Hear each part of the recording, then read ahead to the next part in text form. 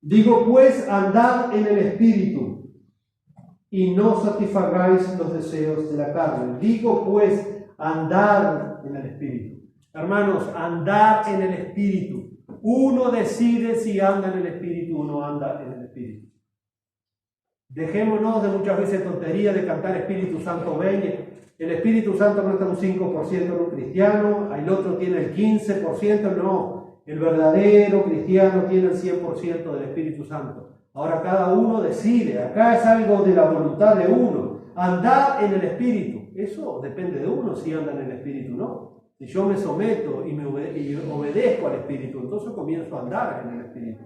Y el Espíritu me va dando poder para ir matando esa naturaleza caída. Pero eso lo decido yo, por eso es una lucha tan grande. No es que va a venir fulano y me va a poner la mano y se me terminan todos los problemas. Eso es una mala praxis espiritual, eso es una teología horrenda, no está. Eso es responsabilidad de cada uno. Yo decido si ando en el Espíritu o si ando en la carne. Yo decido, hermano. Por eso Pablo les está diciendo, andad pues en el Espíritu. Lo que pasa es que no podemos, Pablo, andar en el Espíritu. No, Cristo te hizo libre para andar en esa libertad. Y esa libertad nos hace obedecer al Espíritu. ¿Cómo que no puedes andar en el Espíritu? Nadie acá es más espiritual y tiene más Espíritu Santo que el otro. Pero tenemos que decidir por andar en el Espíritu y no satisfacer los deseos de la carne. ¿Por qué, Pablo? Versículo 17. Porque el deseo de la carne es contrario al del Espíritu. Nunca va a haber comunión entre la carne y el Espíritu. Nunca, hermanos. No la busquemos porque no va a haber, no existe. Dice que es contraria al Espíritu. Y el del Espíritu es contraria a la carne. Y estos se oponen entre sí. Por eso la lucha. Se oponen entre sí. Ahí está el choque diario. ¿Qué hago? ¿Mi voluntad o la de Dios?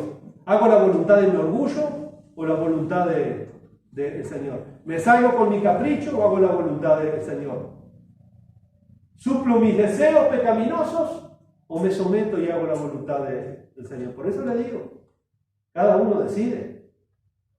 Y Pablo es claro acá, y el del Espíritu es contra la carne y estos se contraponen entre sí para que no hagáis lo que quisierais. Para que no hagáis lo que quisierais. Nosotros anhelamos obedecer a Dios, pero la carne se contrapone y muchas veces tropezamos y no andamos en el Espíritu, sino lamentablemente en la carne. Y el riesgo está, hermano, cuando el creyente se deja embaucar por su propia carne. ¿Y qué pasa? Bueno, se empieza a alejar, se empieza a hacer muy débil su comunión con Cristo, se empieza a alejar de Dios. Cuando esto sucede, se comienza a enfriar su relación con Dios, su relación con la palabra, su relación con la oración, su relación con la comunión, con los santos, y la carne comienza a ganar terreno. La carne es impresionante. La carne está las 24 horas del día empujando. Si usted le cede, lo lleva, lo lleva, lo lleva. Ella siempre está empujando. Y cuando nosotros, por nuestra negligencia, por nuestro propio descuido, empezamos a cederle terreno a la carne, inmediatamente perdemos la libertad que tenemos. La carne empieza a enseñorearse sobre nosotros. Y en esa condición, hermano, uno ya no hace nada por amor para el Señor. Lo hace simplemente como un formalismo religioso, pero ya no lo hace movido por el amor. Y el apóstol Pablo nos dice acá que tenemos que servirnos por amor los unos a los otros. Sin esa libertad yo no lo puedo hacer. Lo único que me queda en esa condición de la carne es un formalismo religioso. Vengo, estoy, pero de ahí a expresar mi amor, mi contentamiento, mi gratitud, no lo puedo hacer. Andando a la carne es imposible. Ese era el peligro entonces que Pablo estaba alertando. Algunos cristianos estaban comenzando a tomar como base su libertad para regresar a antiguas prácticas pecaminosas, movidas por el egoísmo, y eso es sumamente peligroso. Por eso Pablo concluye en el versículo 14 y 15 de Gálatas. Nosotros leímos el 13, pero miren lo que dice 14 y 15. Porque toda la ley en esta sola palabra se cumple. Amarás a tu prójimo como a ti mismo. Pero si os mordéis y os consumís unos a otros, mirad que también nos consumáis unos a otros. Pero si os mordéis y coméis unos a otros, mirad también que nos consumáis unos a otros. Terrible, hermanos, eso, ¿no? Ahí la palabra, cuando Pablo dice que que no se consuman los unos a los otros, es que no se destruyan los unos a los otros. Nosotros no estamos para destruir, estamos para edificar. Nosotros somos puestos, somos miembros los unos de los otros como parte del cuerpo de Cristo para edificación mutua. Entonces, si no andamos con esa regla que rige la libertad cristiana, que es el amor, cuando queremos acordarnos empezamos a morder y a comer y a patearnos y a toparnos y de todo un poco. Y eso es terrible. Eso estaban pasando los Gálatas. Por eso Pablo les dice, allí en el versículo 14, que toda la ley en esta sola palabra se cumple. Amarás a tu prójimo como a ti mismo. Ellos se jactaban que ahora estaban guardando la ley, formalismo religioso. Y Pablo dice, ustedes quieren andar en la ley, bárbaro, se resume en eso, amarás a tu prójimo como a ti mismo. Hoy en día, hermanos, muchos cristianos, muchos alrededor del mundo, en cientos, miles de iglesias están cayendo en la práctica de descuidar sus vidas espirituales. Multitudes, tristemente, no andan en el espíritu, andan en la carne, movidos en su egoísmo, en sus deseos, buscando sus metas, sus anhelos, sus sueños y no los de Cristo. No los del resto de la congregación, no se ven como una congregación, se ven de una forma individual, de tal forma que están usando su libertad para sus propios deseos carnales y egoístas. Y hacer lo malo, hermano, no es solamente realizar asuntos pecaminosos. Recuerden, me parece que fue el domingo pasado que yo les decía, hacer lo malo no es solamente hacer cosas pecaminosas. Santiago 4:17 nos dice que cuando el cristiano sabe hacer lo bueno y no lo hace, le es pecado. ¿Y cuántas veces nosotros nos movemos así? ¿Por qué? Porque andamos en la carne, porque si estuviéramos en el espíritu, yo les puedo asegurar que obedecemos. Arrastra, pero obedecemos. Pero cuando andamos en la carne, yo sé lo que Dios quiere, pero no lo voy a hacer. Eso es andar en la carne. Eso es seguir pateando el clavo. Eso es haber perdido la libertad. Si Dios dice, hermano, que tenemos que andar así, bueno, hay que luchar y pelearla y ganarle a nuestra carne y obedecer a Dios, y de esa manera vamos ganando cada vez más libertad, más libertad, más libertad. En la carne cada vez somos más esclavos, más esclavos, más esclavos. Se contraponen. Uno de los gajos del libertinaje es un pensamiento centrado en no solo buscar el placer personal, es decir, hacer mi propia voluntad, sino también la satisfacción propia. Eso es un mal uso de la libertad, por lo tanto eso es libertinaje. Ser un cristiano individualista, ser un cristiano que solo busca su voluntad, ser un cristiano que solo busca sus intereses personales y no el del resto. Cada vez que hacemos algo, hermano, tenemos que ver toda la iglesia. Toda la iglesia, no es para beneficio mío. Yo tengo que buscar el beneficio de la iglesia, de todos los hermanos, porque no soy yo la iglesia, no es usted la iglesia. La iglesia somos todo lo que Dios ha puesto acá en esta iglesia local. Por lo tanto, yo quiero buscar el bien para todos, no el bien para uno, ni dos o tres. Y a veces nos cuesta. Queremos que se haga mi idea y lo que yo digo, pero ¿y eso es para el bien de toda la congregación o no? Recuerda que somos un cuerpo y somos muchos miembros en ese cuerpo. Pero un cristiano que anda en la carne no puede saber esto, no puede discernir esto, porque es él. No puede ver el cuerpo de Cristo donde él pertenece. Entonces esa es una esclavitud. Es una esclavitud a la naturaleza pecaminosa. Por eso Pablo está instando a sus lectores a usar el llamado de su libertad de una forma correcta. ¿Cuál es la forma correcta, según Pablo en Gálatas 5:13, de usar nuestra libertad? Mire que arranco con los 4 sermones primero. Hermanos, ¿cuál es la forma correcta de usar nuestra libertad según Gálatas 5:13? Lea el texto y lo va a ver. ¿Cuál es la forma correcta de usar la libertad? Exactamente, Ana. Esa es la forma correcta de usar la libertad. Servimos por amor, no por interés propio. No para que me aplaudan. No para salir en YouTube. Me conozca, yo no tengo ningún interés en ser famoso. Mi único interés es ser aprobado delante de Dios aquel día y no avergonzarme en aquel día. Después, no buscamos el aplauso ni el reconocimiento de nadie, sino ser aprobado delante de Dios. Y esa es la forma correcta a la que Pablo llega allí concluyendo. Servíos por amor los unos a los otros. Ahora, una persona carente de libertad, si Siempre está demandando, hermano. Una persona que ya no tiene libertad en Cristo, siempre está demandando y demandando, es controlado por su egoísmo. Mientras viva en esa condición, bueno, nunca podrá servir a los demás por amor, como dice Pablo. Una persona egoísta nunca, hermano, va a poder hacer nada por amor, porque está controlado por su egoísmo. Y uno tiene que despojarse del viejo hombre, tiene que despojarse de su egoísmo.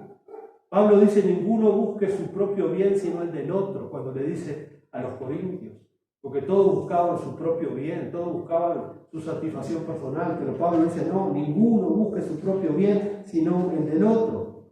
Cada creyente, hermano, ha sido libertado por el Señor para no ser más un esclavo del pecado, sino que nos compró con su propia sangre y nos liberó para hacer lo correcto. Lo correcto es servirnos por amor los unos a los otros. Cuando servimos con amor, estamos glorificando al Señor. ¿Por qué? Bueno, porque estamos mostrando que Dios se glorifica en nuestras vidas, nos ha redimido, personas que éramos egoístas, personas que vivíamos para nuestros propios deleites, para nuestra propia naturaleza, y ahora estas personas están viviendo por amor para los demás, están mostrando ese amor. Entonces es muy importante notar que ninguna persona puede tener el deseo de servir a otros si primero no ha experimentado la verdadera libertad en Cristo. Si yo no tengo deseos de servir a nadie, si yo no tengo deseos de servir a otro, entonces yo me tengo que preguntar, ¿pero realmente he sido libre? ¿O estoy aún preso de mi egoísmo? Quiero que todo el mundo me sirva a mí, pero yo no quiero servir a nadie. Tenemos que hacernos esas preguntas y ser sinceros delante de Dios. Entonces, le vuelvo a repetir, esto es sumamente importante.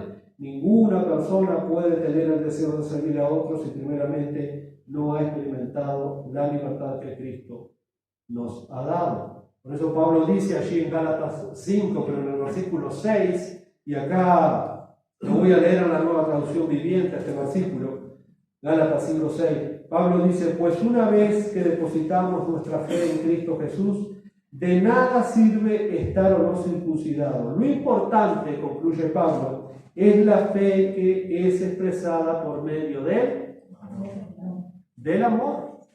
No por guardar la ley de Moisés, les quería dar a entender Pablo a los Gálatas, sino lo importante es la fe que se expresa por medio del amor. El amor cristiano, hermano, es mucho más que un sentimiento. El amor cristiano es una acción. El amor sentimental es el amor de novela, que cuando el sentimiento se acaba, empiezan a volar los platos por la cabeza, se acabó el amor y cada uno agarra el bolso y se divorcia. Claro, pero eso es el amor de telenovela. El amor cristiano no pasa solo por el sentimiento. ¿Por qué? Porque Dios me manda amar aún a mi enemigo. Pero Señor, yo no siento amar al enemigo, pero sí amo al Señor y voy a cumplir el mandamiento del Señor. Porque uno dice, pero entonces sos hipócrita. No, no soy hipócrita. Si no lo amás, ¿cómo lo vas a perdonar? Estás siendo un hipócrita. Lo que pasa es que no se conoce nada. En muy poca, lamento decir esto, pero se conoce muy poco, hermano. Pero si yo realmente estoy amando al Señor, voy a hacer lo que hago por amor al Señor. Capaz que no lo amo, no al otro. Pero Dios me dice que lo tengo que perdonar, es mi enemigo. ¿Y por qué lo voy a hacer? Por amor a mi Señor Jesucristo. Porque Él lo hizo conmigo cuando yo era su enemigo. Él me amó, dice la Biblia, aun cuando yo era su enemigo. Por eso lo voy a hacer. Por amor a Cristo. Por eso hago lo que hago, por amor a Cristo. Porque yo le amo y quiero hacer su voluntad. Entonces no es hipocresía, porque uno dice, no, yo no lo voy a mi enemigo, no voy a orar si no siento aún. No vas a orar nunca por tu enemigo, porque si no vas a sentir, capaz no lo sientas nunca. Tenés que obedecer la palabra de Dios. Si amás a Cristo, lo vas a hacer. Por eso Cristo dice, tienen que orar por los que lo persiguen y bendecir a los que los maldicen. Bueno, hacemos esto porque amamos al Señor. Y si amamos al Señor, el segundo mandamiento es amar a nuestro prójimo como a nosotros mismos. Pero es tremendo como concluye Pablo en Gálatas 5:6. Lo importante es la fe que se expresa por medio del amor. Ahora, si yo pregunto, ¿tienen fe en cualquier iglesia? Se supone que todos son creyentes, todos amén. Pero Pablo me dice acá que esa fe se expresa por medio del amor. Esa es la expresión máxima de nuestra fe. Esa es la expresión máxima de la libertad cristiana. El amor. El amor. el amor a Cristo y el amor a mi prójimo. Pablo nos presenta la paradoja de la libertad cristiana. Recuerde que la paradoja es una figura literaria, la paradoja es una aparente contradicción. Mucha gente no entiende esto y dice, porque la Biblia se contradice. No, la Biblia usa figuras literarias porque es un libro. La Biblia tiene muchas figuras literarias y entre ellas está la paradoja. Y Pablo está usando una paradoja, que una paradoja es una aparente contradicción para ilustrar una verdad. Y Pablo acá está usando esa paradoja. Es decir, somos libres del pecado para no servirnos a nosotros mismos, sino para ser esclavos de Cristo. Ahí está la paradoja. Somos libres, ¿verdad? Pero somos libres para hacernos esclavos de Cristo por amor. Y esa esclavitud a Cristo por amor nos lleva a ser siervos de los otros por amor. ¿Por qué? Porque Cristo fue el ejemplo que nos dejó. Él se hizo un siervo, Él sirvió, Él dejó ese ejemplo. Y nosotros somos libres para servirlo a Él, para ser sus esclavos por amor. Ya no somos esclavos de nuestra naturaleza caída, no somos esclavos de nuestros deleites. Hemos sido redimidos de nuestra naturaleza pecaminosa. Ahora somos esclavos, pero para servir a Cristo por amor y para servir a los demás, a nuestro prójimo. Esa es la aparente contradicción, pero en realidad es una figura literaria, es una paradoja. Bueno, la manifestación y el ejemplo más supremo que tenemos de esto es la propia vida de nuestro Señor Jesucristo. Él voluntariamente se hizo un siervo obediente. Isaías le llama el siervo del Señor. El siervo del Señor, en el cual el Señor tiene complacencia. Él mismo dijo, Padre, yo voy a ir. Dijo, bueno, Jesús, no te queda otra, vas a tener que ir porque no hay otro, ¿no? Dijo, Padre, yo voy a ir, ofrenda por el pecado no quisiste, expiaciones por el pecado no te agradaron, por tanto me preparaste un cuerpo, yo voy a ir. Y eso es lo que leemos en Filipenses 2:5, que Él se hizo un siervo. Él vino acá a servir.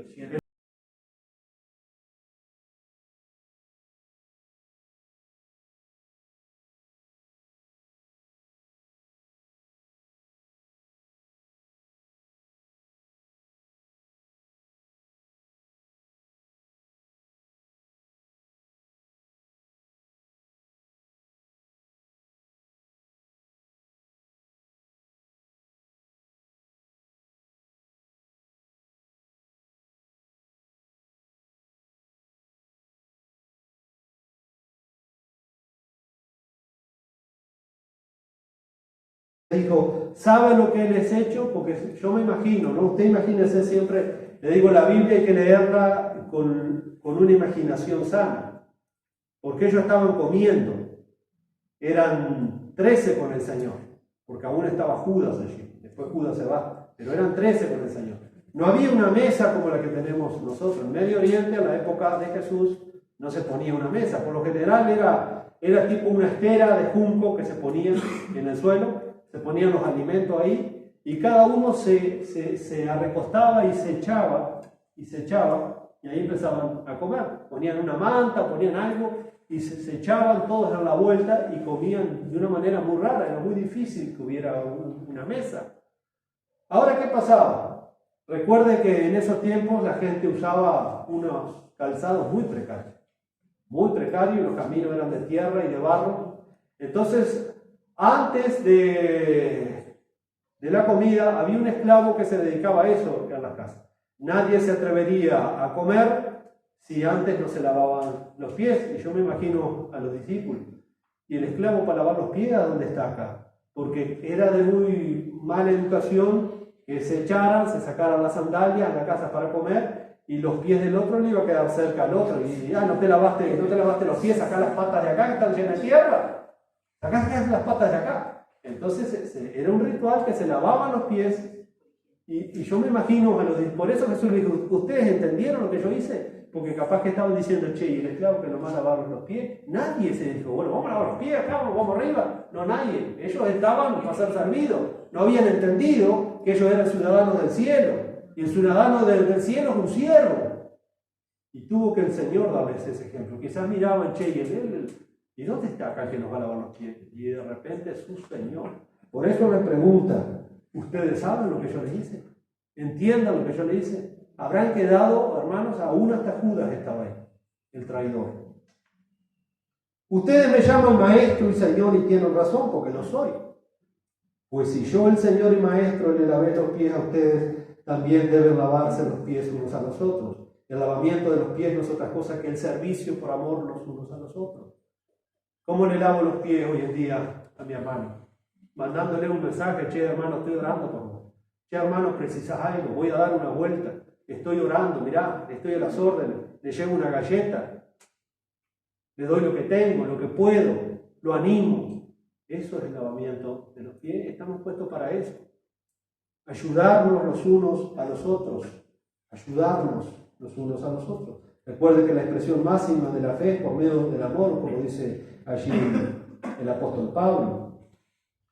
Dice en el versículo 15: porque les he dado ejemplo, dijo Jesús, para que como yo les he hecho, también ustedes lo hagan.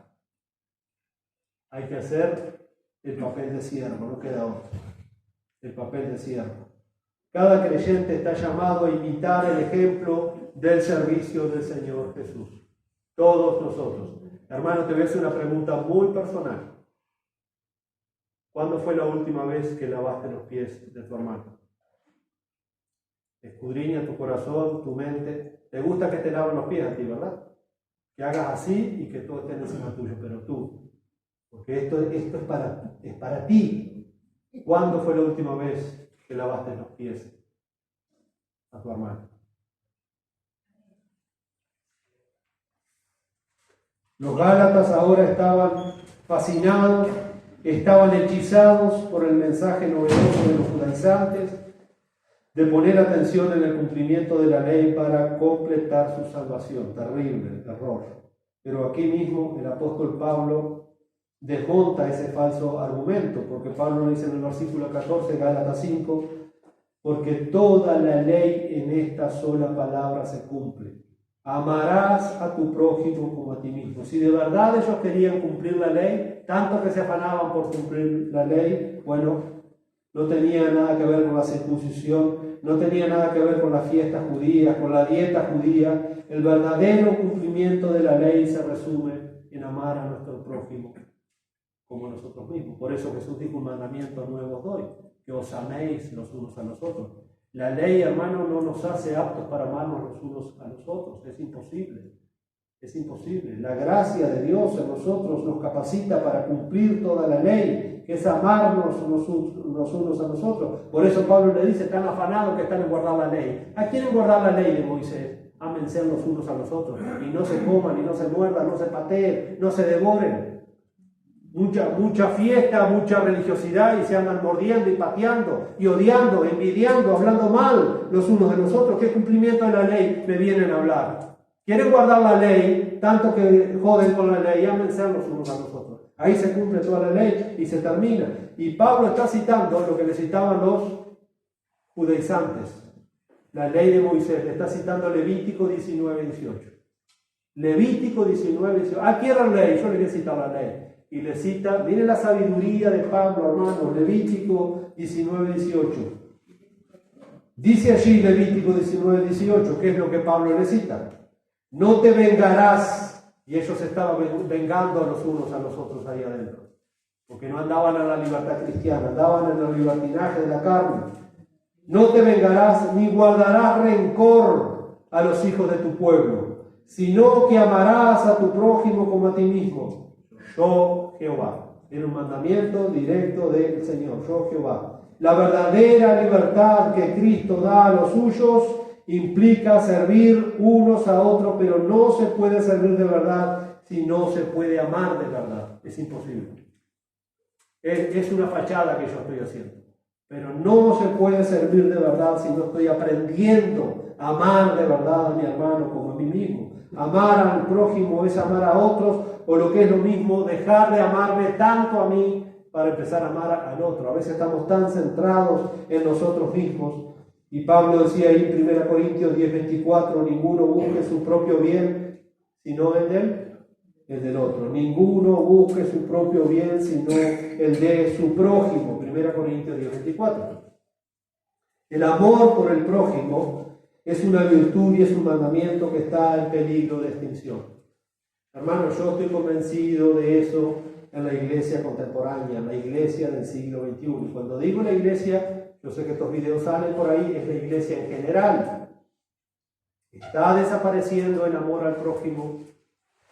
Del mundo no nos tendríamos que sorprender de esto, pero de la iglesia sí nos tiene que llamar la atención y nos tiene que entristecer ese estado de apatía tremendo que hay en muchos creyentes, lamentablemente. Ahora, como le decía recién, esto no nos debería sorprender de la gente que no conoce a Cristo. Sin embargo, este mal ya está hace mucho tiempo dentro de las iglesias. La iglesia también, hermanos, se ha vuelto fría, distante, impersonal, egoísta, apática, individualista, indolente ante las necesidades de los demás. Y mire que no es un invento mío, ni estoy garroteando, estoy simplemente citando las Escrituras. Y usted me dirá, ¿y dónde está eso en las Escrituras? Bueno, vamos a la Escritura y yo se le voy a mostrar. Hace 2000 años que el apóstol Pablo estaba visorando esto dentro de las iglesias. Vamos allí a 2 Timoteo, capítulo 3, y yo se lo voy a mostrar con las Escrituras. Y hoy la realidad me dice a mí eso. Yo pudiendo tengo mucho contacto con muchas iglesias y muchos hermanos de otros lados, y más o menos conozco también el panorama por ahí afuera. Por eso digo, hermano, lo que digo, que esto está muy carente en las iglesias. Y yo me pregunto por qué. Y bueno, viendo lo que la Biblia me dice, porque no hay libertad cristiana. La libertad nos lleva a amarnos los unos a los otros. La libertad nos lleva a servirnos los unos a los otros. La libertad nos lleva a glorificar a Cristo. La libertad nos lleva a mortificar nuestro pecado. Y si vemos lo contrario, ¿será porque no estamos viviendo realmente en la libertad con que Cristo nos hizo libres? 2 Timoteo, capítulo 3. Vamos allí. 2 Timoteo, capítulo 3. También debes saber esto. También es necesario, Timoteo, que sepas esto. Que en los postreros días vendrán tiempos peligrosos. Porque vendrán violadores, vendrán pandilleros, ¿no? El peligro no es... ¿Qué? ¿Por qué son tiempos peligrosos? ¿Por qué? Porque no aman a su prójimo, se aman ellos mismos. Ese es el peor peligro que hay en la vida de una iglesia. Es terrible, ¿no? Hermano, ¿en qué consisten los tiempos peligrosos? En que van a haber dictadores, en que va a venir el anticristo, en que la bestia, en que el dragón y las 7 cabezas. Por favor. No. ¿En qué radican los tiempos peligrosos? En esto, hermano. Porque habrá hombres amadores de sí mismos. Hombres amadores de sí mismos. Son avaros. Son vanagloriosos. Lo menos que tienen es humildad.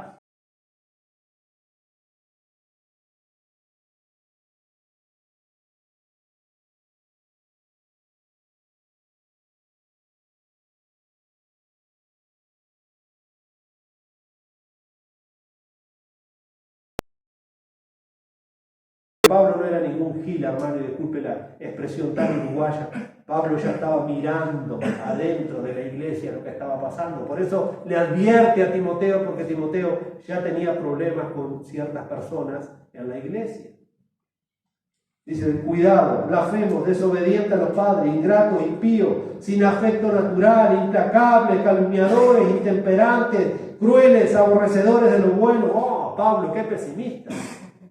Porque hoy en día si uno habla de estas cosas es pesimista. Hablando de cosas lindas, sí, Pablo dice que en los postreros días muchos apartarán de la verdad el oído porque no soportarán la sana doctrina y se volverán a la cuenta, a la fábula. Es lo que la mayoría hoy lamentablemente ha escuchado de un púlpito, una fábula, un cuento, una estupidez y no la exposición seria de la palabra de Dios. Pero eso es lo que la gente quiere escuchar. Si quisieran escuchar realmente la doctrina y la Biblia y el Evangelio, esta iglesia estaría llena. Pero les gusta escuchar fábulas porque Pablo dice que no van a soportar la sana doctrina. sino que apartarán de la verdad el oído y se volverán a las fábulas.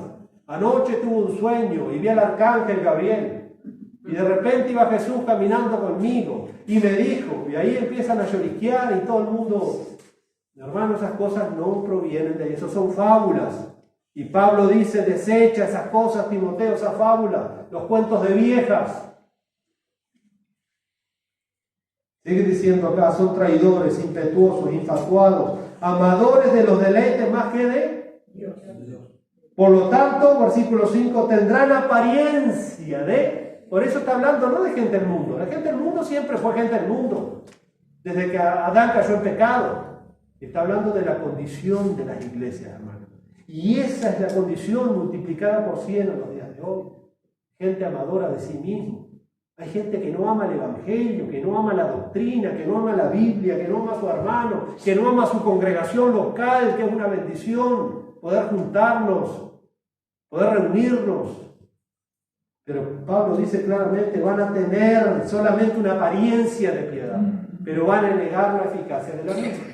Es una apariencia. Y mire lo que le dice allí Pablo. Porque de estos son los que se meten a las casas y llevan cautivas las mujercillas cargadas de pecado, arrastradas por diversas concupiscencias. Están siempre aprendiendo. Se ve que estos tigres andaban de estudio bíblico en estudio bíblico en las casas de las mujeres, pero nunca aprendían nada. Nunca aprendían nada. ¿Sabe que en la historia nunca ha habido tanto seminario, tanta versión bíblica, tanta cosa? Usted aprieta un botón y le sale Biblia por todos lados y cada vez sabemos menos, cada vez estamos más perdidos. Siempre estamos aprendiendo y nunca llegamos al conocimiento de la verdad. Y nunca ha habido tanta facilidad para aprender la Biblia. Tenemos los mejores predicadores, los mejores maestros bíblicos, Biblia para la familia, Biblia para la abuela, Biblia para el cachorro, Biblia para este, Biblia para el otro, y sin embargo, siempre están aprendiendo y nunca llegan al conocimiento de la verdad. ¿Qué está pasando, hermano? ¿Qué está pasando con los cristianos del siglo XXI? Y Pablo dice ahí, se meten a esas casas, engañan a las mujercillas cargadas de pecado, arrastradas por diversas concupiscencias. Estas siempre están aprendiendo, pero nunca pueden llegar al conocimiento de la verdad. Nunca. Dice, versículo 8, y de la manera que Janes y Jambres, acá lo más probable es que se esté haciendo alusión a los magos que se opusieron a Moisés. Hay una tradición judía que dice que los magos que se opusieron a Moisés cuando fue a hablar delante de Faraón se llamaban Janes y Jambres. Por eso ahí dice Pablo que resistían a Moisés, también estos resisten a la verdad, cuestionan la verdad, hermano. No, pero no es así, pastor, no es así. Usted está equivocado, ¿sí? ¿Puedo estar? No soy dueño de la verdad, pero cuidado.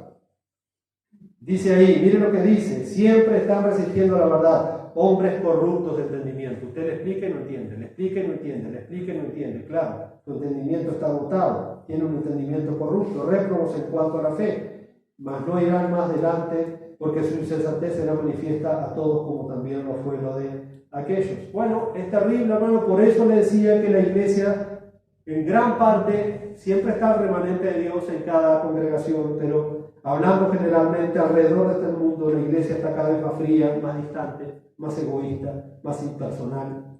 En las redes sociales está llena de predicadores. Es impresionante la cantidad de predicadores que se han levantado. Muchos son muy buenos.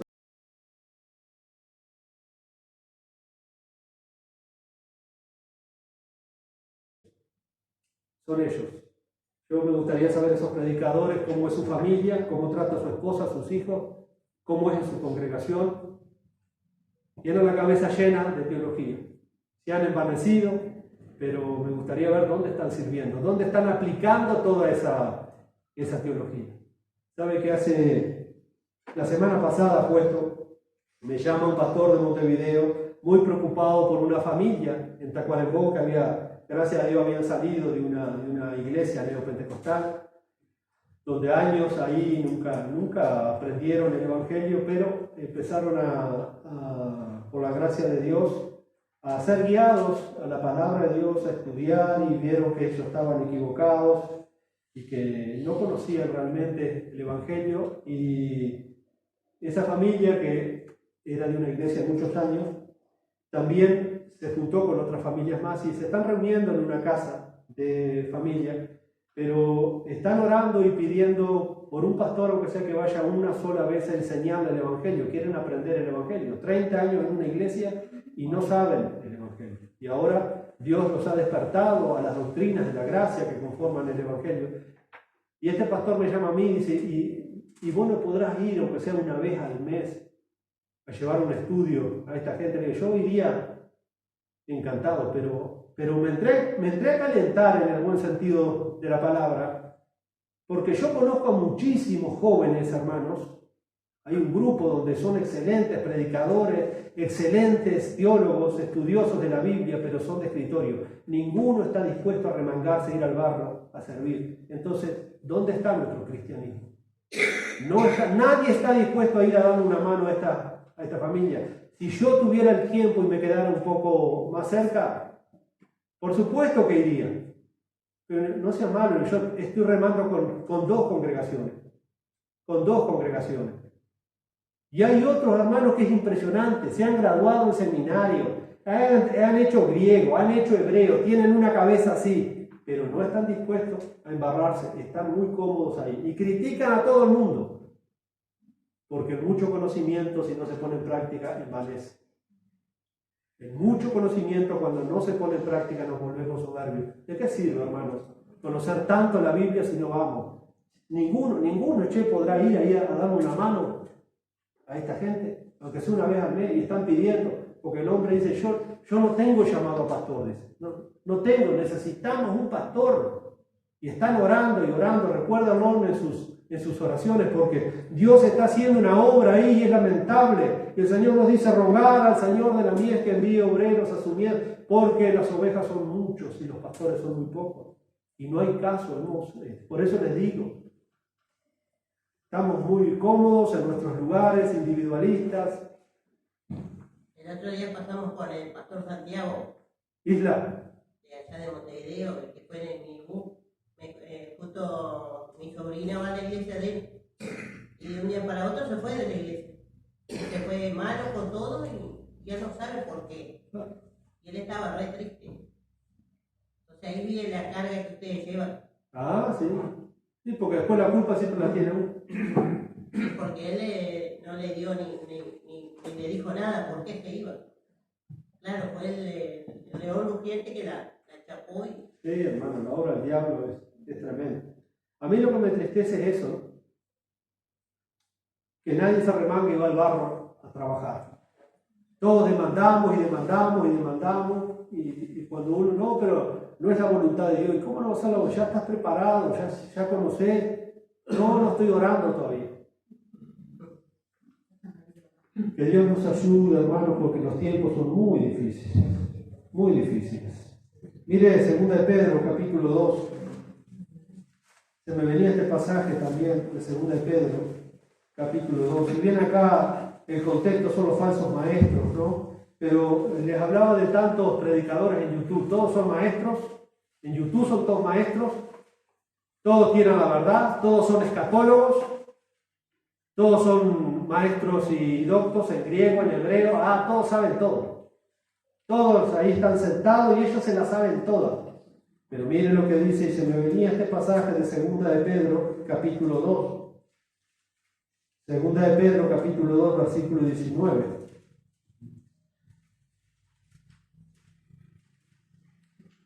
Dice, les prometen libertad. Esto está lo mismo. Estos pastores de internet, estos youtuberos, que no salen a la cancha, no se embarran los pantalones. Dice, les prometen libertad y ellos mismos son esclavos de corrupción. Les prometen lo que ellos no tienen. Libertad, porque ellos mismos son esclavos de corrupción. Porque el que es vencido por alguno es hecho esclavo del que lo venció. Ciertamente, si habiéndose ellos escapado de la contaminación del mundo por el conocimiento del Señor y Salvador Jesucristo, enredándose otra vez, en ellos son vencidos Su postrer estado viene a ser peor que el primero, porque mejor les hubiera sido no haber conocido el camino de la justicia, que después de haberlo conocido, y esto va para los apóstatas, que se bautizaron, que estuvieron acá, y que no sé cuánto, aleluya acá y gloria a Dios allá, mejor para toda esa gente, si no se ha arrepentido, les hubiera sido que nunca hubieran pisado la iglesia. Mejor les hubiera sido que no hubieran ni nacido aún. Dice que después de haberse conocido, volverse atrás del santo mandamiento que le fue dado. Pero le aconteció lo del verdadero proverbio: el perro, ¿dónde va a volver? Al vómito, porque es perro, ¿verdad? Esa es su naturaleza. Y la puerca recién revolcada, ¿dónde va a ir? Usted la baña con jabón astral al cerdito y le pone perfume y le pone un moño rosado en la cabeza y lo suelta. El cerdo sigue siendo cerdo, va a ir según su naturaleza, va a ir al chiquero. Así el pecador va a ir al chiquero de su pecado. Él se siente cómodo ahí, ya no ha sido redimido. No ha habido un cambio de corazón, nunca nació de nuevo.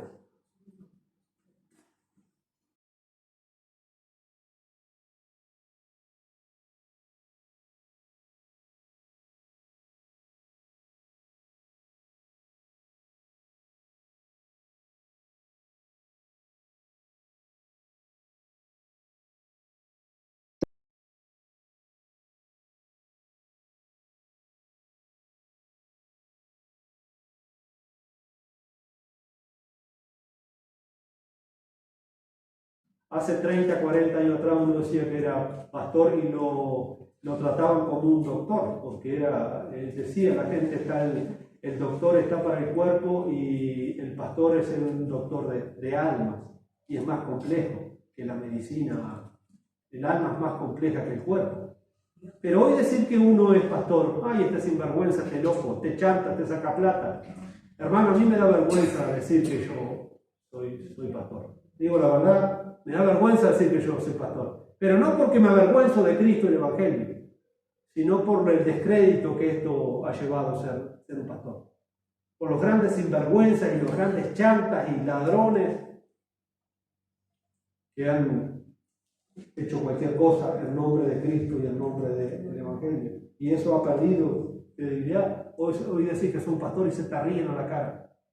Es ser un payaso de circo, capaz que vale más que decir que uno es un pastor. A mí me cuesta decir que yo soy un pastor, pero no porque tenga vergüenza. Además, yo me siento orgulloso de ser pastor del Señor Jesucristo, pero sé lo que eso significa delante de los ojos del mundo. Por eso uno tiene que andar con pie de pluma por ahí y tiene que dar un buen testimonio donde quiera que vaya. Y nadie tiene nada que decir. Usted vaya y pregunte por Dolores un día, vaya a mi barrio, vaya a mi vecino, vaya a cualquier comercio y pregunte a ver si yo he jodido a alguien, si le debo algo a alguien, si he hecho alguna macana, qué testimonio tengo. Gracias a Dios tengo la conciencia limpia y tranquila. Y eso es lo que me da credibilidad como pastor. Eso es lo que me da credibilidad, el testimonio, hermano, porque uno puede hablar y predicar muy lindo, pero después el testimonio, hay que tener testimonio en la casa de uno, con la esposa y los hijos. Después tener testimonio con los de afuera y después tener testimonio con los de adentro. Las 24 horas tenemos que cuidarnos. No nos podemos distraer nunca. Nunca nos podemos distraer. No nos podemos dar ese lujo nunca. Nunca. El Señor dice: un mandamiento nuevo les doy. Juan, capítulo 13, versículos 34 al 35. Les doy un mandamiento nuevo. Ámense unos a otros. Como yo los he amado, así también ámense los unos a los otros. El amor mutuo entre ustedes será el distintivo, estoy leyendo una versión actual, será el distintivo por el que el mundo los reconocerá como mis discípulos. Hermanos, fue el amor y el servicio desinteresado por los cristianos del primer siglo, del segundo siglo y del tercer siglo, que pudieron entrarle al Imperio Romano, porque los cristianos predicaban el amor los unos a los otros. Esto no existía en el mundo antiguo. Por ejemplo, los esclavos, cuando eran descartados, cuando ya llegaban, no rendían, eran viejos, el amo tenía total derecho de matarlos y tirarlos a una zanja. Pero muchos los tiraban para ser alimentados por los perros, por ejemplo. Ya no les servía para más nada, sobraban esclavos, eran manotear y esclavos nuevos. ¿Y quiénes recogían a esa gente? Los cristianos. Tener un niño, hiciera una hija peor, pobrecita.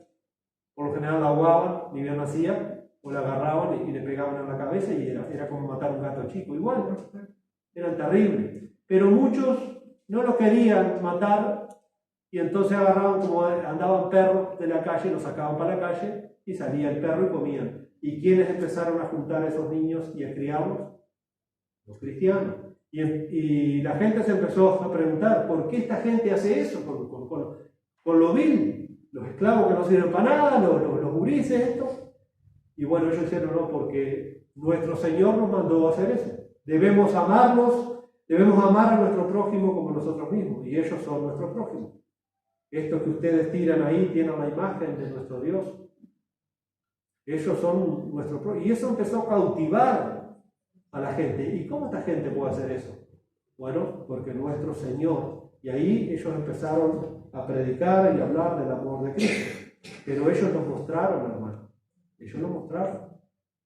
Ellos nos mostraron. Cuando los cristianos eran destrozados por las fieras en el Coliseo, los cuerpos quedaban tirados. Los leones se saciaban de comer carne después. Mataban a los cristianos 15, 20, 30, 50 y se saciaban de comer carne.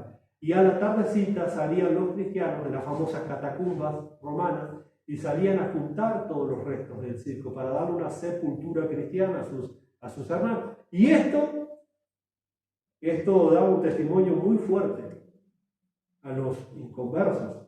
Y esto empezó a generar inquietud. ¿Por qué esta gente hacía eso? Bueno, porque eran discípulos de Cristo, el Cristo que los había amado y había muerto por ellos en una cruz y les enseñó, si yo hice esto, ustedes también deben dar la vida por sus hermanos. Por eso era un honor morir como mártir de Cristo. Se consideró un honor morir martirizado por su Señor. Ellos tenían un estándar muy alto de lo que era servir a Cristo. ¿Dónde está ese estándar hoy en día? Eso desapareció, hermano. Ha desaparecido de nuestras iglesias. Buscamos otra cosa muchas veces. Estamos alejados del cristianismo bíblico muchas veces. Que Dios nos ayude a pelear con toda nuestra fuerza, a que nuestra carne no nos siga ganando terreno. La indiferencia, la apatía, el descontento, la incertidumbre, la ingratitud. Fue el amor, hermano, y el servicio de los cristianos de los primeros 300 años que hizo que su predicación fuera tan efectiva, porque ellos vivían como predicaban. Y eso que no tenían redes sociales, a patita, alguno que tenía algún burro, alguno que podía cruzar el mar de un lado al otro, el barco, pero si no era muy difícil. Y sin embargo ellos conquistaron el imperio romano, hasta que en el año 325 el propio emperador Constantino abrazó el cristianismo. Si se convirtió o no es otra historia. Personalmente pienso que Constantino nunca se convirtió realmente cristiano, fue una estrategia política, pero eso es otra historia. Pero los cristianos hicieron el gran mandamiento bajo las persecuciones terribles que tuvieron. Ellos sabían a qué se sometían, pero fue ese amor tan grande. El amor y el servicio al prójimo no tiene que ver con los que no son más cercanos a nosotros. Hermanos, el amor y servicio al prójimo es acá adentro y ahí afuera. Mañana puedo encontrar un prójimo en necesidad. Entonces no se puede entender a un cristiano que dice que ama a Dios, pero que no puede amar a su prójimo. Eso es congruente. Y eso es lo que pensaban los judíos. Los judíos pensaban que amar al prójimo era amarse entre ellos. Y es facilísimo, amarse entre ellos. Y a veces uno piensa así, amarnos entre nosotros es facilísimo, pero amar a los de afuera es raro. Y los judíos pensaban así. Por eso el Señor en Lucas capítulo 10 le contó la parábola del buen samaritano. Dice, había uno que estaba tirado ahí, pero pasó el sacerdote y lo vio y se hizo el que no vio nada. Y pasó un levita y dio la vuelta. Pero vino un samaritano y vio que había alguien tirado, vio que había alguien que le necesitaba, vio que había alguien que tenía necesidades legítimas y lo ayudó. Bueno, vamos a hacer algo, hay una necesidad. Entonces, ¿cuál es el prójimo? Bueno, el que hizo de misericordia. Por eso les contó esa parábola el Señor, porque ellos se amaban entre ellos y todavía entre los más cercanos. Miren que entre los judíos no se amaban mucho tampoco, unos a otros, eran bravísimos, y menos los gentiles. Eso era impensable. Y ese, hermanos, el peligro justamente que Pablo discernía que estaba pasando en la iglesia de los Gálatas. Ya no andaban en amor, porque habían perdido esa libertad. Ahora se habían puesto legalistas. Mirá la hermana cómo vino vestida, te vas a ir al infierno. Mirá al hermano allá cómo anda. Y era así. Y hoy en día hay muchas iglesias legalistas que siguen garroteando y siguen garroteando. Una cosa es ser firme en la palabra y otra cosa es ser legalista. Y hay que saberlo diferenciar. Y Pablo sabía que esta iglesia se había puesto legalista. Hermanos creyentes que estaban en peligro de estar usando su libertad como base para regresar a antiguas prácticas que los conducen no por el camino de la libertad, sino el camino del libertinaje. ¿Y cuál era el resultado? Versículo 15. Se muerden, se comen y después se destruyen. Ese es el camino del libertinaje. El camino del amor es servidos por amor los unos a los otros. El camino de la libertad verdadera cristiana. Pero el camino del libertinaje es morderse, patearse, cornearse. Está usando metáforas, por supuesto, el apóstol Pablo. Aquí, los Gálatas habían comenzado por el Espíritu, que el Espíritu produce amor, produce gozo, paz, paciencia, su fruto, pero ahora se estaban desviando a causa de las falsas enseñanzas para terminar en la carne, lo cual produce el efecto contrario del amor. ¿Cuál es el efecto contrario del amor? El odio, el rechazo. La ley dice amarás a tu prójimo como a ti mismo, pero el formalismo religioso termina aborreciendo y odiando al otro. Y esto causa conflictos internos dentro de la iglesia, hermano. Tenemos que entender esto. ¿Por qué iglesias tan pequeñas hay conflictos tan grandes? ¿No se ha preguntado usted eso? ¿Por qué de iglesias tan pequeñas surgen conflictos tan grandes? Porque la raíz es toda la misma, hermano. Siempre tenemos que ir a la raíz. No olvidemos que esta carta de Pablo la escribió cristianos que tenían el deber de permanecer firmes en la libertad a la cual Cristo los había llamado y que no se habían mantenido fieles a esa libertad. La falsa enseñanza los había arrastrado y ahora andaban en la carne. Pablo, cuando trató el tema con los corintios que también andaban en la carne, dice allí en 1 Corintios 3, 1 al 4, así que yo, hermanos, Pablo los reconoce como hermanos, pero estos hermanos tenían un grave problema, que eran muy inmaduros en la fe, por eso los trata como carnales, es decir, los trata como agentes del mundo, los trata como inconversos, es increíble, para que ellos se despierten, se den cuenta de su error. No les puedo hablar como espirituales, sino como a carnales, es decir, les tengo que hablar como a gente inconversa, como a niños en Cristo. Les di a beber leche, es decir, una enseñanza muy primaria, sin alimento sólido, porque todavía no podían recibirlo. Y a veces yo pienso esto en la congregación y digo, no estaré volando demasiado alto y la iglesia no entiende nada. Y tenemos que volver otra vez al Evangelio, a enseñar el Evangelio. Porque uno quiere que la iglesia crezca, viene con el alimento, pero no será mucho. Y uno piensa todas estas cosas y pide a Dios sabiduría. ¿No será que tenemos que volver otra vez a los rudimentos? ¿Qué es la fe? ¿Qué es el bautismo? ¿Qué es el Evangelio? Pablo está consciente que esta gente tenían un enanismo espiritual, pero hablaban en lengua, raba, y después no entendían el Evangelio. ¿De qué sirve estos hombres marrachos? ¿De qué sirve ese circo, digo yo?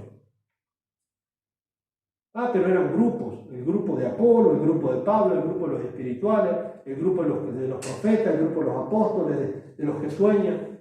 Y Pablo dice, pero dejemos la tontería si no saben ni el Evangelio. Vergüenza les tendría que dar. No saben ni el Evangelio todavía. Les tengo que dar leche todavía. Porque no están preparados para recibir un alimento sólido, espiritual.